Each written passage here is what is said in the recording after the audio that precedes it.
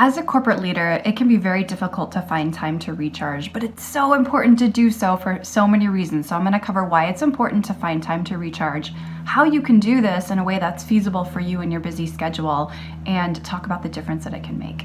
So number one, I'm going to break recharging into two different variables. One, there's recharging your mind.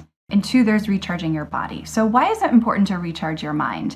There were two psychologists that actually uncovered that they mapped brain waves, and what they found is the state of brilliance and creativity happened when people were calm and relaxed.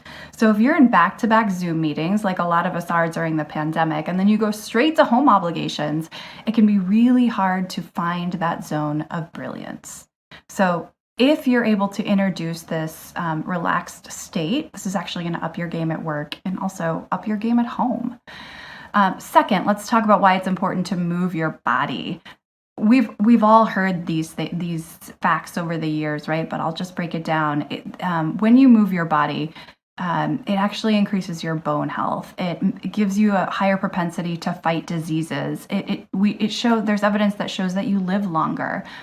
In addition, when you're under stress, your body goes into a fight and flight mode, which is characterized by your heartbeat starting to beat faster. When you introduce regular movement into your daily activities, your body starts to recognize that faster heartbeat, and it does not become as alarmed or triggered by it. So when you do get into those moments at work where you move into that fight or flight mode, because you've been doing regular activity, your body is not going to respond as harshly, and you're gonna be calmer under stress. So now that we've talked about some of the benefits of finding time to recharge both our mind and our body, let's talk about how to do it. So here's what I want you to do. I want you to put it in your calendar.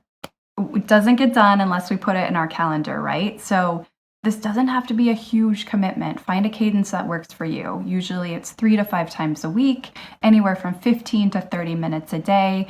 Protect this as fiercely as you would protect a meeting with your boss.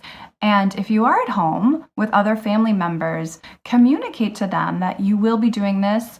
This is going to be a time that you can't be interrupted, and make sure that you really carve that out and it's honored so that you can get the full benefit from doing this in a cadence that makes sense for you.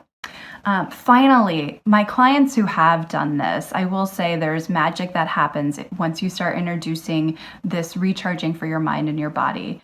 It's not coincidental that after people start doing this regularly, they start to see promotions. They start to get job offers. Their personal relationships start to improve. It all goes back to the reason why you're instructed to put on your oxygen mask before you put on your child's on the plane. If we're not taking care of ourselves, we can't take care of the people around us, our coworkers, our boss, our family, our partners, our friends, yada, yada, yada, yada. So I hope this has given you some motivation to calendar in time to recharge both your mind and your body. And there's a lot more about this on my blog. So if you want to learn more, visit www.swim-against.com.